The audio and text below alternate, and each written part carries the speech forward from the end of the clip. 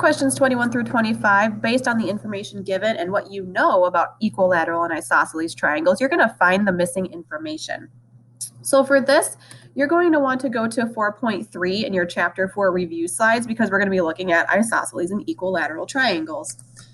A quick review here, isosceles triangles have two different theorems or theories about them.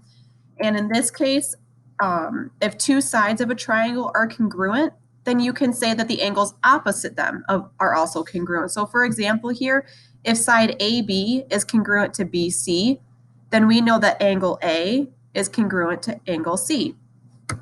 We can also then say the opposite is congruent. If we know that angle A is congruent to angle C, then we can say the sides directly across from them are congruent.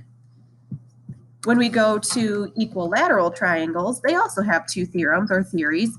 And in this case, if all three sides of a triangle are congruent, then you know their interior angles are congruent as well. So if you know that AC is congruent to CB, is congruent to BA, you see the three tick marks there, the three red tick marks marking that they're congruent to each other, then you know that angle A is congruent to angle C and is congruent to angle B.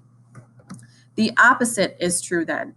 If you know that angle A is congruent to angle B, which is congruent to angle C, then you know all three sides are also congruent as well.